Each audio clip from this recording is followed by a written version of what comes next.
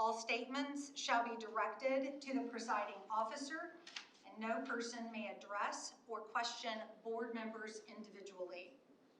The presiding officer may, number 1, prohibit public comments which are harassing. Number 2, interrupt, warn, or terminate a person's statement when the statement is too lengthy, personally directed, abusive, obscene, or irrelevant. Number 3, request any individual to leave the meeting when that person behaves in a manner that is disruptive to the orderly conduct of the meeting.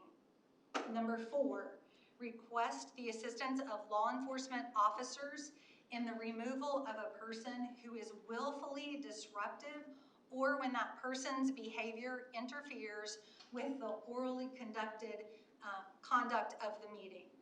And number 5, call for a recess or an adjournment to another time when the lack of public decorum so interferes with the orderly conduct of the meeting as to warrant such action. And finally, number 6, waive these rules with the approval of the board when necessary for the protection of privacy or the administration of the board's business. And finally, the portion of the meeting during which oral public comment is held shall be limited to a total of 30 minutes unless extended by a vote of the board, provided, however, that every person who is physically present and has followed the reasonable rules set forth by the board shall be permitted an opportunity to provide oral public comment by dividing the total time for oral comment, public comment, by the number of persons providing oral public comment. All of this is covered under the board policy Neola P.O. 0167.3,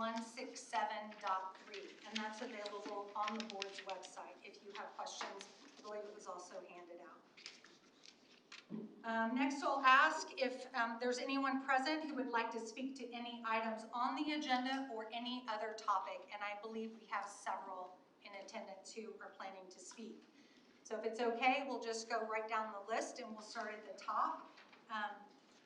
Some of the handwriting is a little bit difficult to read, so we'll again ask that you state your name, your address, and if applicable, group affiliation. We'll start with Nikki Rossbottom. Nikki, if you would stand up at the podium. Thank you. Hi, my name is Nikki Rossbottom, address 200 South County Road 150 West. I am with the Tabitha Brock Foundation. I created the Tabitha Brock Foundation in 2012 after the murder of my sister. I'm an advocate against domestic and sexual violence, and as a parent and as a community member, I've been very concerned about what is happening in the Jennings County school system right now. As all of us are aware of what happened to a child on the school bus, I think that's why the majority of us are here, because we're concerned parents and we're scared to have our children go to school, frankly. I am a survivor myself of childhood sexual abuse. I was 7 years old the first time that I was raped and molested, and that continued from the time that I was 7 until I was 12. And I have advocated for schools for a very long time to teach sexual abuse awareness trainings in the schools. And I wanted to ask, is anyone aware of Aaron's Law in Indiana? Have you ever heard of Aaron's Law? Okay, Aaron's Law was passed in 2008 or 2018, which requires every public school to teach sexual abuse awareness trainings to both the school staff and also to students. So the question that I have is, what policies and trainings has the Jennings County School implemented since 2018 on a yearly basis that is compliant with the law to teach children about sexual abuse? So again, as we read before, this isn't a time of discussion, it's really a time of public comment. So what I would like to suggest is that if you have those questions, we can get you in contact with Nikki and we can follow up with you and make sure that you get all of that information. Okay, I guess for me as a parent, I'm very concerned because part of the law states that the parents are supposed to have materials that are sent home to them. And I have a child that is leaving first grade, and we've not one time in kindergarten or first grade ever had anything sent home to us about sexual abuse, about teaching. I have taught my own children, but I know that there's a lot of parents out there that are not aware about sexual abuse. They're not comfortable with that, and as a school system, I believe that it's the school's job as well to teach those policies. I don't want it to feel like anyone is being attacked. I just want it to seem like it's proactive on what we can do from here and to fix the issues that are happening. We have such an issue with bullying that's happening. You know, my daughter in first grade has already come home once this year saying that another first grader was telling her that she was going to commit suicide. And within 10 minutes of finding out that, I contacted the school and I got a hold of them. And my concern is that if there's so many children in the school that are in elementary school looking to end their life, then something is wrong. Like, we're doing something wrong. And I say that as we, as the community as a whole. You know, we need to figure out what we need to be doing. So I would just like to offer my services. If you guys would ever like for me to, I would be more than glad to come into the schools and speak to the children about sexual abuse as someone who has went through it myself, so that maybe more children would come forward. Thank you, Nikki. Next on the list, Tim Phelps.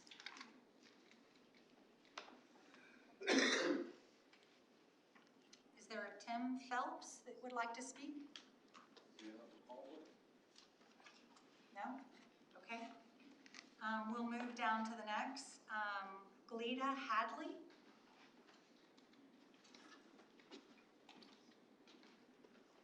Wow, 3 minutes, gosh, I'm gonna talk fast. Gleda Hadley, address 231 High Street. I am the substance misuse coordinator for Jennings County, but I'm here as a parent, so. I am a mom and stepmom of 5 kids, which means I've seen everything from teaching to teen drama, school projects to school suspensions. But tonight I'm standing in front of you only as a parent who has been watching her kids suffer and one who can no longer be quiet. Oh gosh, I mixed up my stuff. My paper's gonna be stuff.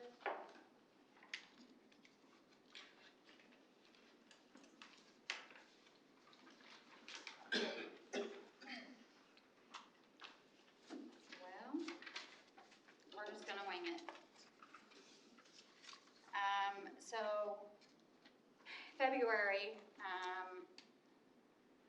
I've watched my son ever since the start of the school year be bullied to the point where he eventually snapped in February, where he made homicidal ideations. At that time, the school requested I bring him in next day. If it wasn't for the training that I have, knowing that 9 times out of 10, homicidal ideations are also have suicidal ideations, in which he did. I had to call NBPD myself to make sure that my son was safe. And if it wasn't for Officer Bevel behind me, my son wouldn't have been honest, and he was. But after then, he was then put on remote learning for 9 weeks. We took a kid who was having a mental health crisis, and we 100% isolated him, which furthered his mental health. And then I have another child, and we're still unpacking everything that she's gone through. She's watched her friends struggle with mental health. Some of those friends told her that self-harm wasn't the answer, and some of those friends are no longer present because of self-harm. I've watched the school try to work with me and try to do the right thing, only by making it worse. We sat down with a meeting with an SRO who wasn't trained in mental health, and my daughter went in wanting to help, and she left defeated. And I mean that. She left furthering that ideation in her head that her friend's death was her fault because of the comments that SRO made. My daughter has been in an acute mental health facility twice, and she's there right now. How can we help? How can we change policies? How can we teach these kids it's okay to share and not portray their friends, which is how she feels, right? She's 12. I have a lot more, but time's up. So I have a friend with me, Alexa Boyd, and I think she's gonna pick up where I left off. Alexa? Okay.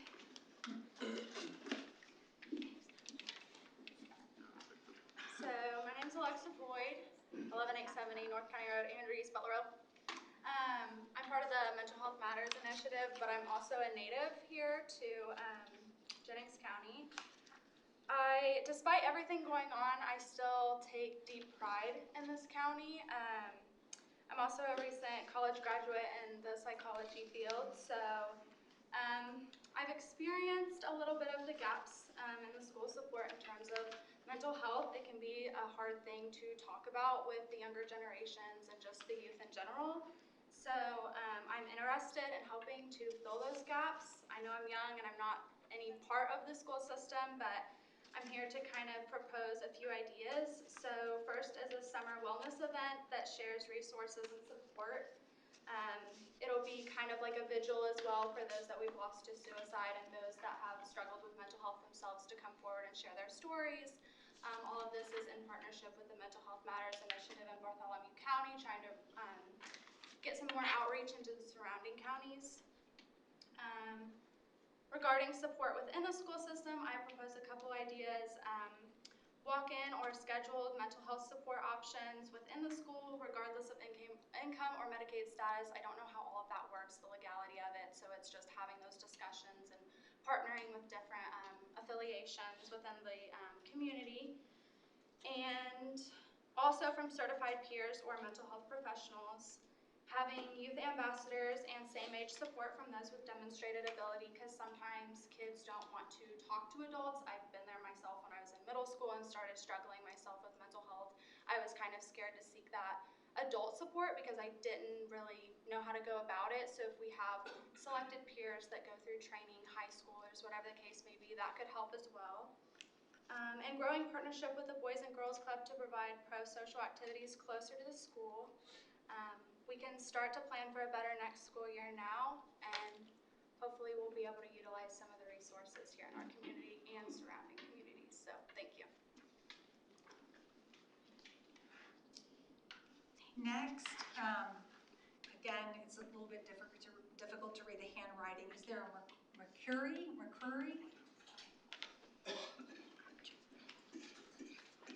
And you, just your name? Jedediah McCrory. Jedediah. Thank you. Sorry, difficult to read, Jedediah. I'm just looking at it from a moral and values aspect. What I've noticed, I own 2 businesses in town, and I've had to actually pull my kids out of the public school system because of stuff they were dealing with when it came to sexuality stuff and kind of, I guess, bullying you would call it, but really it's just things they wouldn't be subjected to in everyday life, and it doesn't seem like the kids are being conditioned to come into society and be able to have good conflict resolution skills to handle everyday troubles. And I would just like to make some suggestions, short on time, but I'm not sure how much power you guys have been given back on being able to control your own curriculum. But if we could start, it seems like too simple of a solution, but just teaching the history of our nation in an accurate manner, it would, I understand people will throw up the separation of church and state.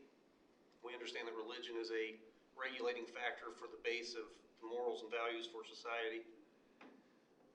It would force the hand in bringing God back into the conversation and it would kind of plant a seed into kids' heads to give them an avenue in which they could navigate through life and be able to lean on that. And there's so much to say in so little time. But I see it pretty regularly at the smoothie shop in town. Kids seem to be more incompetent, depressed, and anxious than anything I could have ever imagined to see in my life. And it's reaffirmed to me on almost a daily basis. There are excellent kids that I see that come in that are part of the public school system, but there's this large swath. I know it sounds crazy, but it set into me, it became really relevant when Trump was the assassination attempt. And I know that I don't mean to bring politics into it, but but I was at JC. There was 4 high school students working behind the counter and an older gentleman. And I heard the news, told them, hey guys, Trump just got shot. And without hesitation, all 5 of them laughed at the same time. And I mean, it shocked me because I come from a day and age where that's not the way that we would think. And a suggestion, just with a little time left, is if we could start depicting the way they can control the way our youth thinks about our society is how we teach them about our history. And if we can get that back under lock and stop with the divisions and understand how God was the regulating force for this free trade, open speech, free speech, right to bear arms society, that Christianity is the basis of that, and it's the most important thing. And that's just a suggestion. Thank you. Thank you. It looks like the next line just says anonymous citizen. Is there someone? That's me. Do you mind giving your name? I just want to stay anonymous.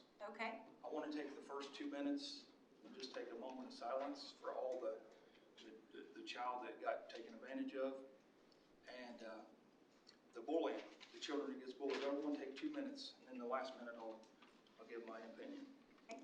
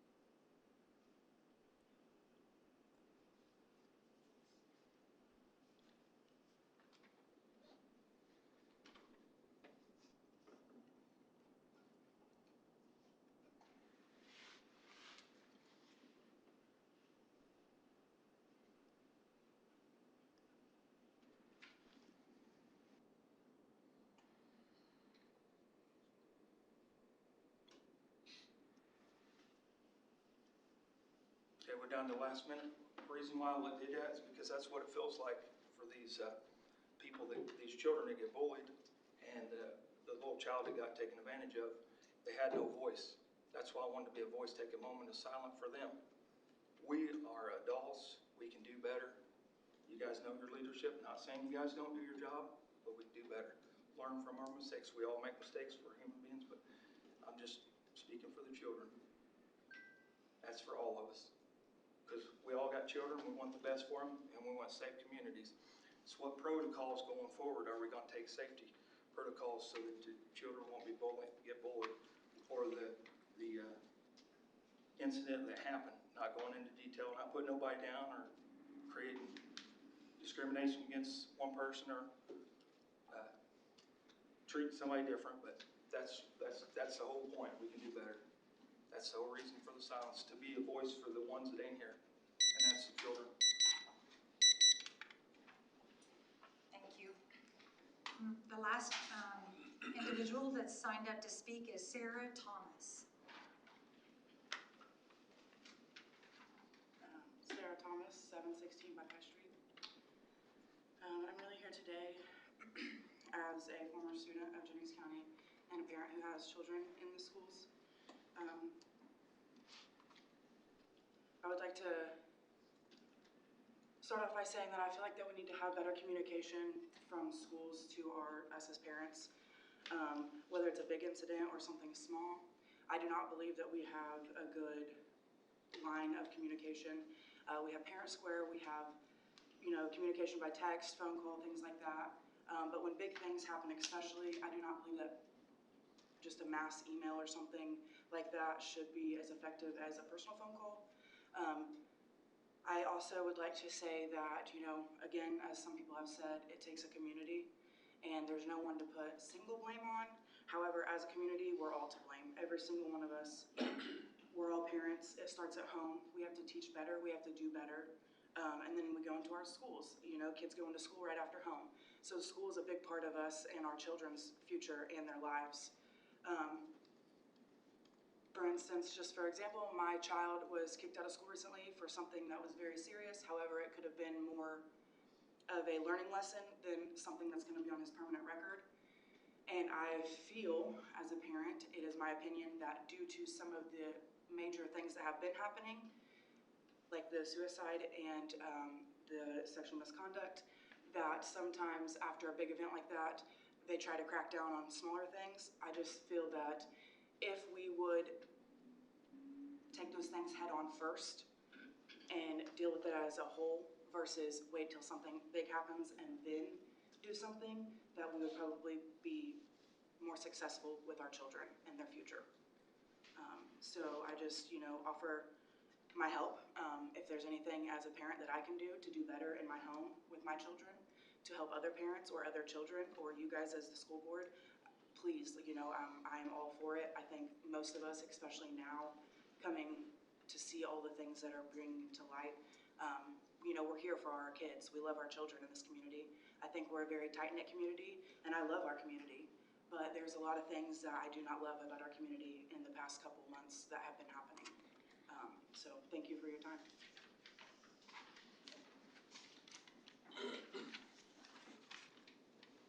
Just to go back up to make sure, Tim Phelps is not in the room and does not wish to say anything.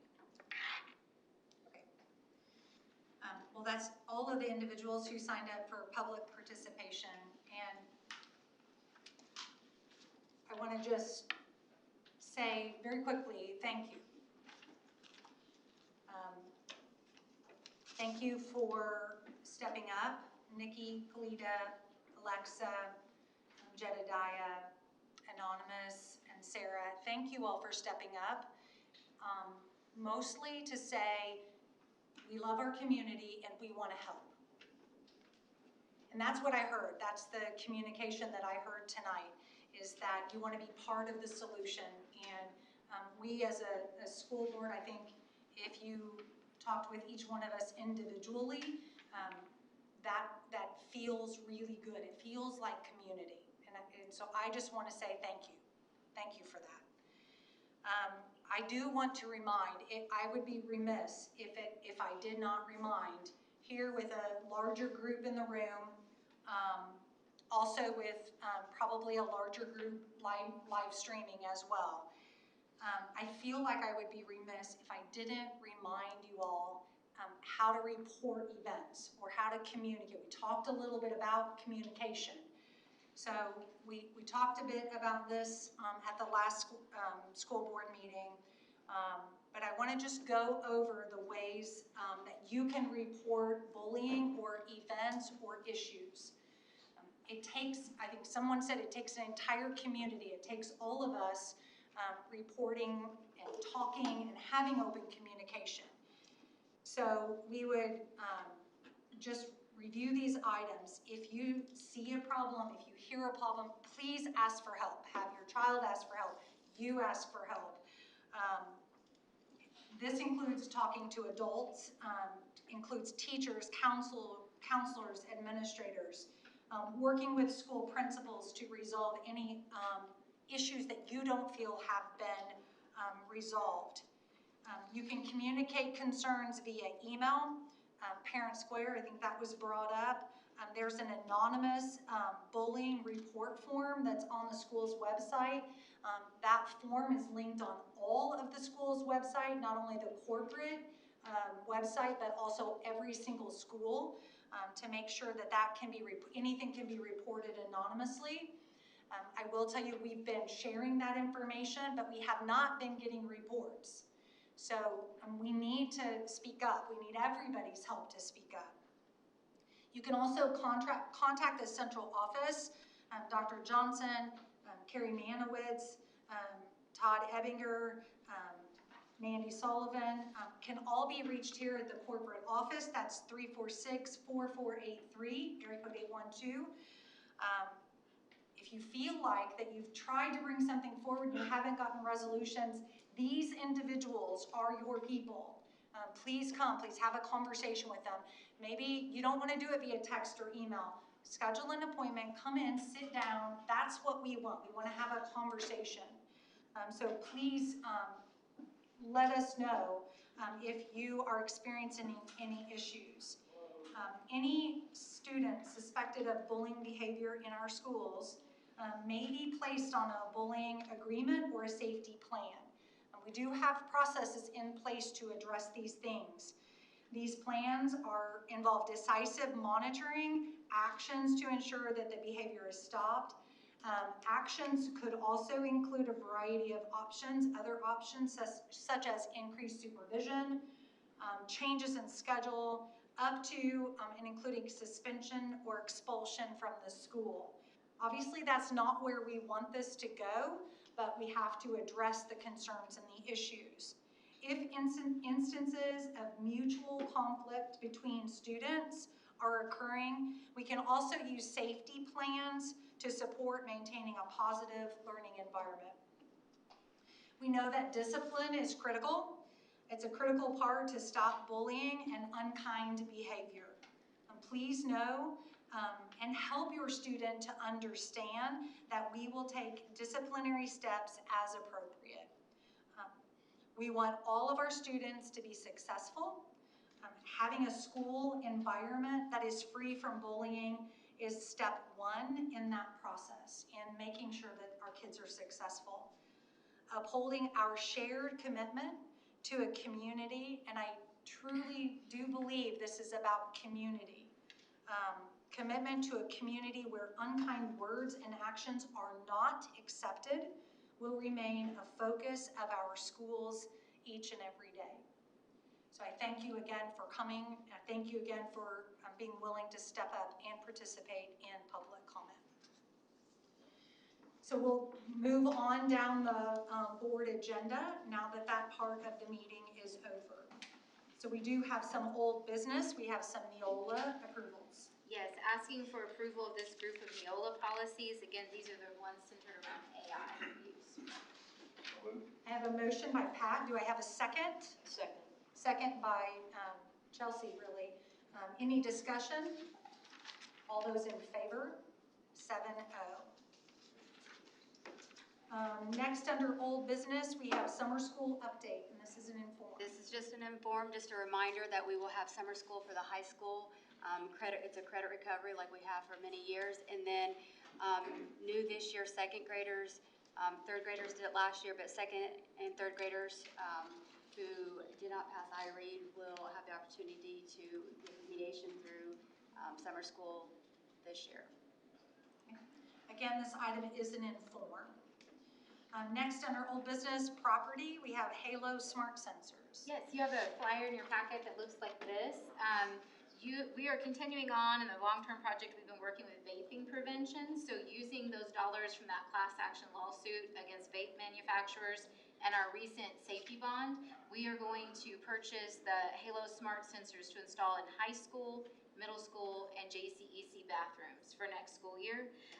These sensors are pretty neat. They not only detect vaping, but they also have other built-in safety features. They can alert administrators when there's large crowds gathering in a restroom, fights in restroom, requests for help. There's a lot of other safety features embedded in the monitors. And so those will go in all the secondary school bathrooms and JCEC. Again, that item was an inform. Now we move under new business. We have some recommendations. Please, asking for the following recommendations to be approved, please. Casey Ernst, Scipio Elementary Summer School Teacher. Erin Green, Hayden Elementary Summer School Teacher. Crystal Hammond, Jennings County High School Summer School Teacher. Toby Harrell, Jennings County High School Summer School Teacher. Ashley Heindel, Hayden Elementary Summer Custodial Support. Kristen Yon, Grand Creek Elementary Summer School Teacher. John Kelly, Jennings County High School volunteer girls golf coach. Paige Kelly, Brush Creek Elementary summer school teacher.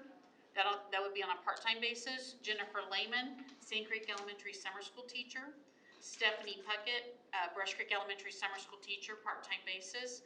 Derek Stewart, Jennings County High School summer school teacher. Dawn Turner, Sand Creek Elementary summer school teacher. And Kobe Vogel, Jennings County High School summer school teacher. I'll entertain a motion to approve those. I have a motion by Mary Lynn. Do I have a second? Second. Second by Cheryl. Any discussion? All those in favor? 7-0. Next, we'll move down under support staff. Yes, asking permission please to post a transportation administrative assistant position. So moved. I have a motion by Travis. Do I have a second? Second. Second by Pat. Any discussion? All those in favor? 7-0. Next, recommendations. Yes, asking for the following recommendations to be approved, please. Scott Alcorn, Jennings County School Corporation bus driver, administrative leave. Scott Alcorn, Jennings County School Corporation bus driver, termination. Christina Alexander, Jennings County High School summer meal program cook. Emily Cave, Jennings County High School summer meal program cook. Shelley Driver, Brush Creek Summer School para. Kenneth Eaton, Jennings County High School summer custodial support. That would be on a part-time basis. Ellie Geringer, Jennings County High School summer school para. McKenna Hooten, Jennings County High School summer custodial support. Noah Hostetler, Jennings County High School summer meal program. Cheyenne Levitt, North Vernon Elementary summer custodial support. Dragan Mauser, Jennings County High School summer custodial support, part-time basis. Tanya Perry, Jennings County School Corporation bus aide, administrative leave. Tanya Perry, Jennings County School Corporation bus aide, termination. Sarah Pyatt, Sand Creek Elementary summer custodial support. Julia Robertson, Sand Creek Elementary summer school parapro. And Melanie Smith, Graham Creek Elementary summer school parapro. Entertain a motion by Earl. Do I have a second? Second by Mary Lynn. Any discussion? All those in favor? 7-0. Next, we'll move down to finances. We have some donations for approval. Asking for approval of these donations for Brush Creek Elementary student snacks, Butlerville Grocery, $100. Candy Miller, $100. Linda Englund, $100. Lowe's Indiana Regional Distribution, $300. Cheryl and Dave Miller, $100. First United Methodist Church, $100 for student needs. Hayden Elementary School, School Library in memory of Becky Boggs. Pat and Michelle Sullivan, $100. Rodney and Haida Garrett, $30. Ron and Kay Bloomer, $50. Lori Kendrick, $40. Tom and Sandy Smith, $20. Wanda Machino, $20. Mike Wascom, $1,204.64 for sound desk tables and DJ facades for the musical. NVIC $250 grant money to the 4th grade classes for STEM Day on May 6th. For the Jennings County High School donation, City of North Vernon, $1,000 to the music department's countywide arts festival. ETC Systems, $300 to junior class for prom and after prom supplies. Jennings County Middle School donations, Lehman Hummel Insurance of North Vernon, $50 to be used for VIP recognition breakfast.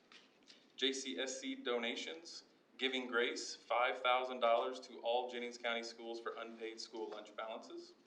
Jennifer Hughes, 6 children's books that she wrote to each elementary school, a value of about $120.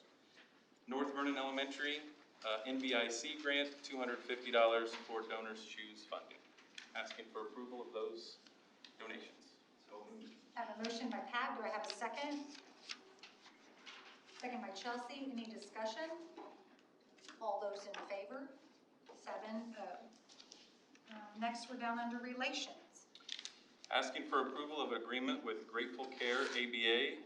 This would be for parentally placed ABA center that the staff would come in and help work with our students in the classroom. Entertain a motion to approve that agreement. Mary Lynn, I have a motion by Mary Lynn. Do I have a second? Second. Second by Cheryl. Any discussion? All those in favor? 7-0. Which brings us to the end of our agenda. Anything under other? Nothing under other. Okay. Hearing nothing under other, we'll entertain a motion to adjourn. So moved. I have a motion by Travis. Do I have a second? Second. Second by Pat. All those in favor? 7-0. Meeting adjourned.